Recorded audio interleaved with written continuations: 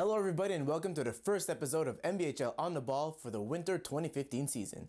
As always, I'm your host, Matthew Leffler-Harewood. The cold weather is upon us, but the heat between the teams at Club West Island is high. We have 5 games to get to this episode, so without further ado, let's get to them. Our first game comes from the J-League and features the Aging Studs versus CTH.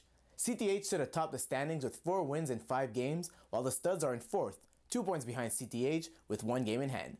CTH have won 4 straight after dropping their season opener, whereas the Studs came out with a win last week after suffering an 8-0 beatdown the week before.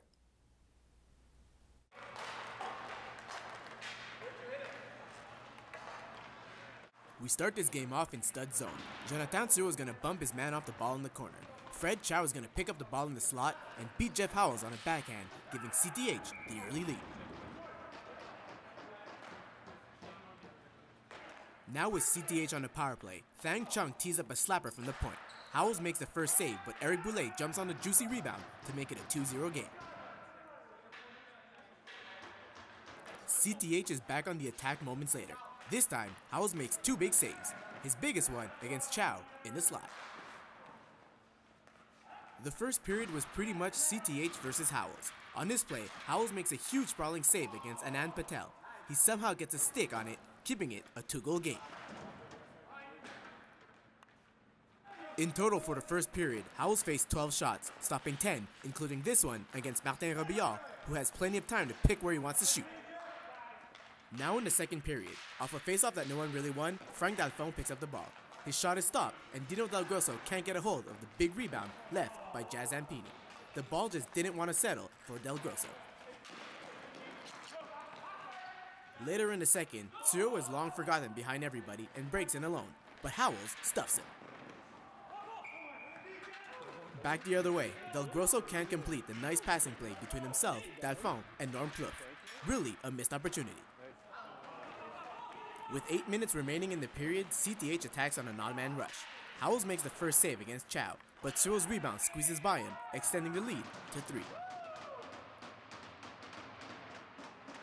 Howells' unorthodox style of play gets him out of trouble sometimes, but also gets him in trouble, as seen here. Unorthodox or not, Howells gets the job done, making another big save against Tsuo in the slot. Unfortunately for Howells, he would get no offense in this game, and the Studs lose this one 3-0. With the win, CTH improved to 5-1 on the season, while Studs dropped to 3-2. Chow had a point on each of CTH's goals, with 1 goal and 2 assists. Zampini recorded the 20-save shutout. Howells took 2 shots in unprotected areas during warm-up and almost did not play for the Studs. We stay in the J-League for our second game and find Smash Bros going head-to-head with Beaver Bait. Smash Bros are in 7th place with a 1-4 record, while Beaver Bait are in 6th with 2 wins in 5 games. Smash Bros have lost 4 straight since winning the first game of the season, and Beaver Bait have lost 2 in a row after winning 2 of their first 3 games this season.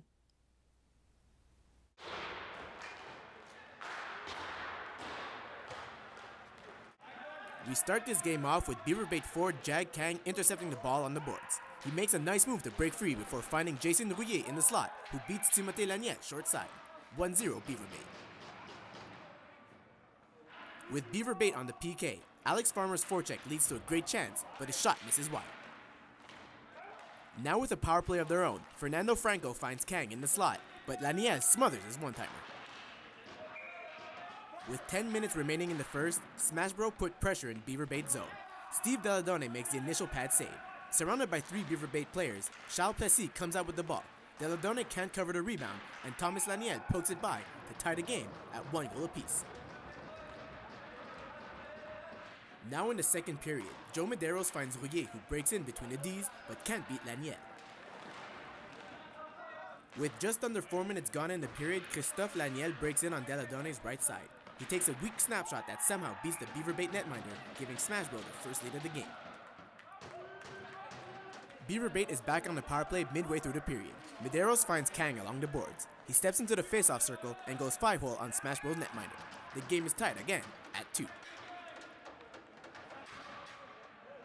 Moments later, Eric Farmer cuts off a pass at the red line, keeping the attack alive. He dishes off to his brother, who gives it right back, but Laniel makes a save. The younger Farmer goes for the wraparound, and a scramble ensues, but they can't capitalize. Off a face-off in Beaver bait zone, Christophe Laniel picks up the ball in the slot and tries to go high on Deladone, but this time the goalie makes a wicked glove save, perhaps showing that the earlier goal was a fluke. With less than 2 minutes remaining, a bad pinch at the Beaver bait blue line leads to a 3-on-1 rush. Jonathan Montpetit's redirect goes wide, but the rebound gets back to Laniel, who scores from a sharp angle, giving his team the lead. Smash Bros would hold on to that lead and take the game 3-2. With the win, Smash Bros catch up to Beaver bait in the standings, with both teams having 2-4 records. Christophe Laniel and Charles Plessis each had 2 points for Smash Bros, while Jai Kang did the same for Beaver bait. Star forward Sam Beauchamp didn't play in the second period due to an upper body injury.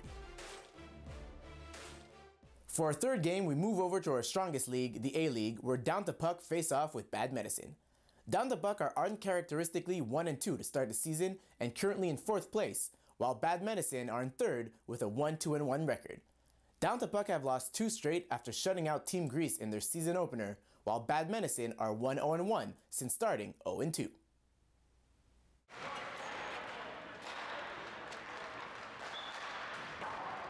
This game starts with Ali Neruzzi posting up on the sideboards. He finds a streaking Julio Correa, who almost beats Brad Johns when the ball bounces off Vincent Hunter. Bad Medicine opens the scoring less than 4 minutes into the first. Hunter feeds Troy Ryan, who dishes off to Correa, who sets up Neruzzi perfectly at the side of the net for the easy tap-in. 1-0 Bad Medicine. Bad Medicine work on the power play 10 minutes in. They pass the ball around until it gets to Neruzzi, who's parked in his favorite spot for his classic one-timer that beats Johns glove side. It's now 2-0. 2 minutes later, Joey Bernardo can't keep the ball in the zone and Jamie Sirois attacks on a breakaway, but can't beat Greg Kelly on the backhand attempt. Moments after, the ball pops out from behind the net out to Justin Romeo along the boards. He cuts back into the middle and sends a wrister that gets through traffic and through Kelly to cut the lead in half. Down to Puck still trail by 1. Bad Medicine get one more crack at Johns before the end of the first. Chris Alsop gets the ball at the blue line, undresses his defender, but Johns hits him with a poke check, and the rebound then sails wide.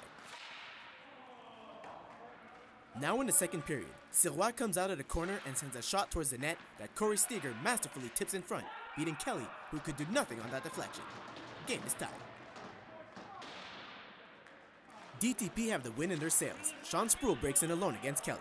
His first shot goes wide, but he bats in the rebound off a favorable bounce off the backboards.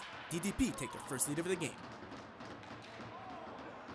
TJ Ward would add to that lead before Ryan Gore speeds down the far side boards and beats Kelly top shelf blocker side. Bad Medicine are now in a 3-goal hole.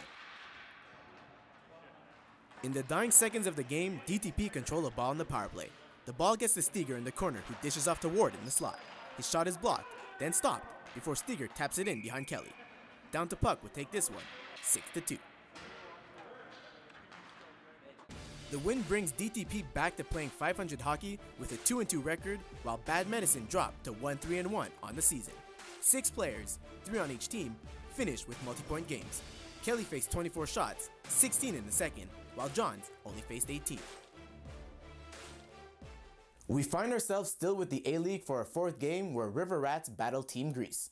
River Rats are 2-1-1 to start the season and are currently in 2nd place, while Team Greece sit last with a 1-3 record. This is already the 2nd game between the 2 teams this season, and River Rats took Game 1 decisively with a 4-0 shutout.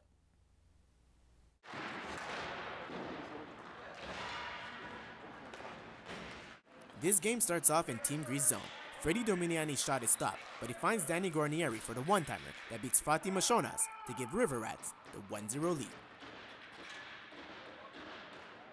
Still in Team Greece zone, Johnny Marina loses the ball at the red line, giving Peter Giannoumis a partial break. He goes for the backhand, but Jerry Folano stretches out to make a pad save. Back at the other end, Marc-André Paulin steps into the slot, but his initial shot goes high and wide. Richard collects the rebound and sets up Paulin again, but this time, Mashonas makes the pad save. Billy Kortoglu leads a 2-on-2 rush. He holds up at the faceoff circle and finds John Bolonakis, who joined the rush late, but Folano stuffs the opportunity drop. We're now in the second period. Paulin rushes in to pick up the loose ball. He sets himself up a beautiful give and go with Mario Argyris, but he can't beat Mashonas up close, and his subsequent pass in the slot goes nowhere. Moments later, Giannumis gets another partial breakaway when he muscles off his defender at the blue line. He tries to deke, but Falano meets him with a well-timed poke check before stopping John Adami. Team Greece finally break the Falano wall at the 8-minute mark of the second. Giannumis' shot goes wide glove side. George Vouloumanos dishes off to Nick Tatsaronis, who tees up a laser that goes top shelf on Falano. Game is tied at 1. 2.5 minutes later, Nick Ropantino sets up behind the net before feeding Nick Pitsikulis along the boards. He steps in and finds Tasso Bozinakis, who beats Falano with a low backhand shot. Team Greece lead 2-1. Now in the dying minutes, Paulin weasels his way behind the D, but Moshonas makes an absolutely ridiculous glove save. Moshonas' Greek lightning quick glove denies the River Rat sniper. With 30 seconds remaining in the game, River Rats control the ball deep in Team Greece zone. They pass the ball well and find Marina in the slot, but his shot goes high and wide. Team Greece would hold on to win it, 2-1. It really was a goaltending duel in this game, with both goalies making highlight reel saves. Team Greece improved to 2-3 with the win, while River Rats dropped to 2-1. The season series between these two teams is now tied at 1 win apiece. For our last game, we move back to the J-League to find IGA Dorval face off with Fury. IGA Dorval sit in second place with a 3-1 record, while Fury find themselves in 5th place, the last out of a 4-team logjam tied with 6 points. Both IGA Dorval and Fury are coming off 2 straight victories, with one of them hoping tonight to extend their winning ways and break free from the aforementioned logjam.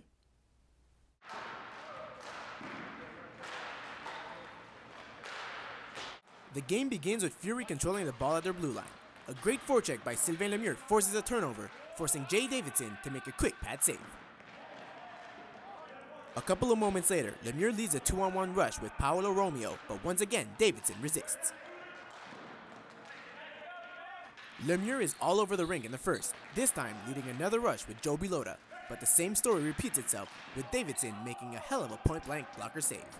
A save definitely worth a second look in slow-mo. All of Davidson's hard work in front of the Fury net would pay off with 10:30 remaining in the first. Dave Morin's point shot sails wide, but Eric Bouchard wins his battle in front, and it backhands the rebound behind Carl Clichet. 4 minutes left in the first and a face-off in IGA Dorval zone. Lemieux loses the draw, but gets the ball and speeds by the last defender to break in alone against Davidson. He goes to his backhand, opening up the goalie's legs, beating him 5-hole. An absolutely beautiful touch to tie the game. Still in the first, Tasso Adamakopoulos has the ball behind the net and goes for the long bomb. Lemieux intercepts the play and feeds Bilota for the one-timer that beats Davidson high glove side. IGA Dorval take the lead into the second. Now in the second, Chris Gagnon shows off his great hands at the blue line to beat 3 IGA Dorval players, but Clichet stones him with the blocker. Adamakopoulos redeemed himself for the second goal when his backhand gets to Hugues Lachance, who takes a shot from up close. The ball squeezes behind, and Kenton Lowe taps it in to tie the game, back at 2. Fury would take back the lead with 7:30 remaining in the second. Mitch Herman wins his battle on the boards and dishes off to Andrew Thomas. He decides to shoot, beating Clichet with a low wrister. 3-2, Fury. Thomas then channels his inner Lemieux when he takes a face-off loss in his zone, turning it into a breakaway opportunity. He comes in with speed and beats Clichet with a laser glove side. Fury would add an empty net goal and take this one by a final score of 5-2. Thomas finished the game with 2 goals and 1 assist, making him the most productive player in the game. Mitch Herman and Sylvain Lemieux each had 2 points. Fury improved their record to 4 wins and 2 losses with the victory, while IGA Dorval fall to 3-2 on the season. And now, for the highlight of the night. For that, we go back to the dying minutes of the game between Team Greece and River Rats. Joey Palmitano springs Marc-André Paulin, who weaseled his way behind the D, but Fatih Moshonas makes an absolutely ridiculous glove save, preserving his team's 1-goal lead and earning him the highlight of the night. That's it for our first episode of the new hockey season. I hope you enjoyed the show. Be sure to follow the MBHL on Twitter and like our Facebook page. Until next time, have a nice day.